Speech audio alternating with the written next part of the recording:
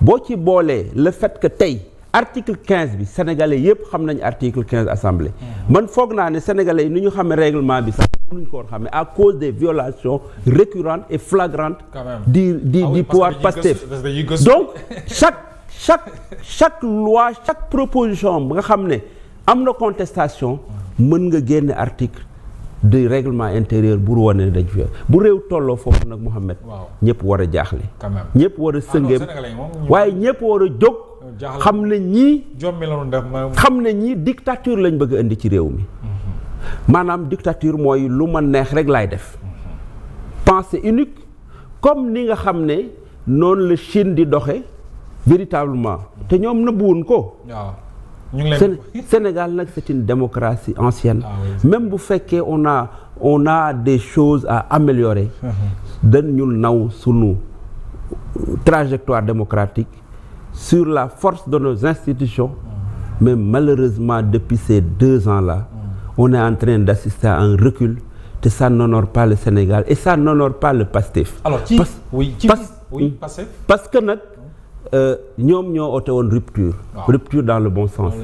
Mais c'est une rupture dans une mauvaise direction. pratique yoo xam ne kenn mësu ko woon xalaat. kenn mësu ko woon xalaat ci régime antérieur yi. nit ñi bu ñu amoon contradiction dañ doon permettre nit ñi ñu débattre. bu ñu débattre ba pare nag ñu passer peut-être à un vote et là la majorité remporte. mais ñi débat loolu mooy assemblée.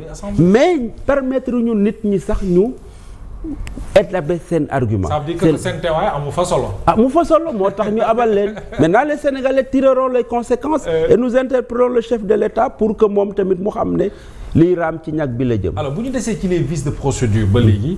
dimanche. ci démission wu président assemblée nationale lépp ta foofu la tàmbalee.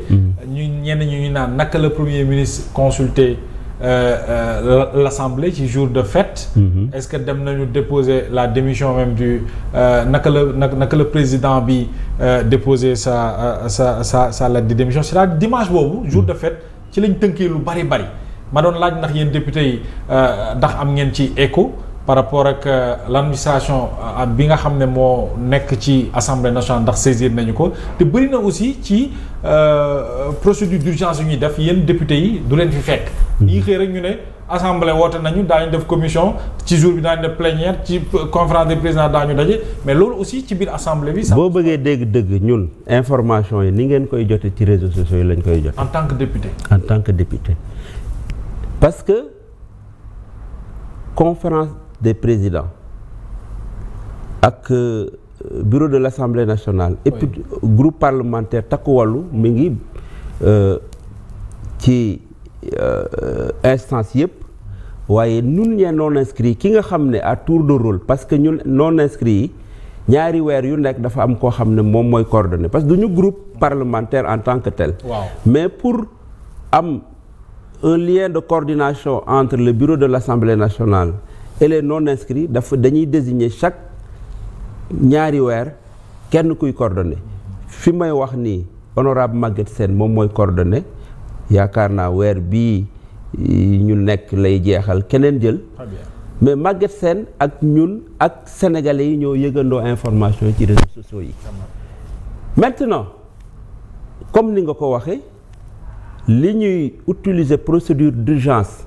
c'est devenu la règle alors que dafa war a nekk l'exception. Et c'est la question que les Sénégalais se posent mooy lan mooy urgence maanaam lan mooy yàkkamti ba ñu ne suba la pèlerinage marial de Popenguine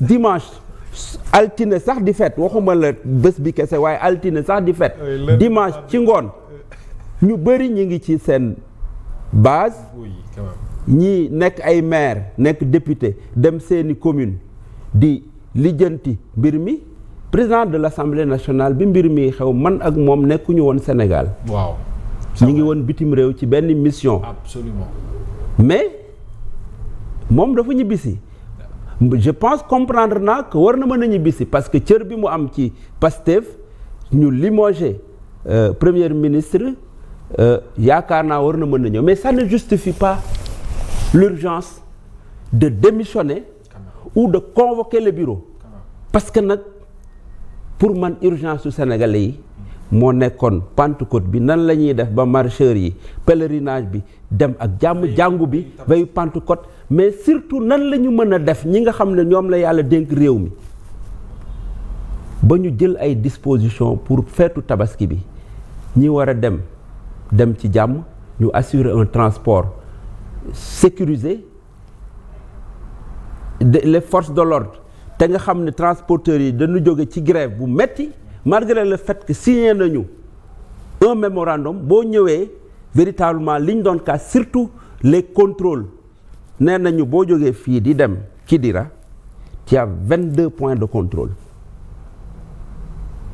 loolu yaakaar naa bokkoon na ci urgence yi nga xam ne moo gën a urgence cette procédure d'urgence tey jii nii sénégalais pour ñu feete tabaski bi la majorité amuñu njëgu xar parce que xar bi dafa cher parce que aliment bi dafa cher parce que frontière Mali ak Sénégal pour xar yi ñëw mën a ñëw dafa compliqué Mauritanie naka noonu donc pour man les priorités c'était véritablement de trouver en tout cas les moyens pour que les Sénégalais ak quel que soit tes moyens nga mën a am loo xam ne moom ngay feete tabaski boobu ci ni ko yaan santaane ak li nga may mais l'autre urgence pour man mooy la campagne agricole Mohamed ñi ngi mois de mai début juin boo demee Kédougou boo demee Sénégal oriental commencé na taw te xamuñu gerte ndax dina am wala engrais dina am ndax urée dina am au moment où boo demee au Moyen-Orient il y a la crise du Moyen-Orient la fermeture du détroit d'Ormuz fait que navire yu bari dañuy contourner durée bi day gën a gudd trajet bi day gën a gudd dafay impact ci fret bi et dina am impact ci le prix de l'engrais et de l'urée aujourd'hui l'approvisionnement en hydrocarbures xamuñu ndax c'est maîtrisé wala maîtrisé moi je pense que urgence yi moo doon toppatoo jafe-jafe yooyu nga xam ne sénégalais et daf jëlee de façon générale la situation économique elle est tellement préoccupante. Très bien. Pour man urgence bi moo nekkoon ñu trouver ay moyens ba ñu passer fête bi dans la sérénité bu ko defee ils ont le temps après peut-être la formation du gouvernement après ñu xool kan mooy dugg kan moo dul dugg en ce moment pour man l'urgence était à ce niveau mais li tax ñuy daw bay daanu mooy la question que les Sénégalais se posent. Très bien. Quelle est l'urgence aujourd'hui de vers tout ça est-ce que le premier ministre l'ex-premier ministre Ousmane Sonko a-t-il besoin d'une immunité parlementaire donc loolu la ñuy laaj te loolu nag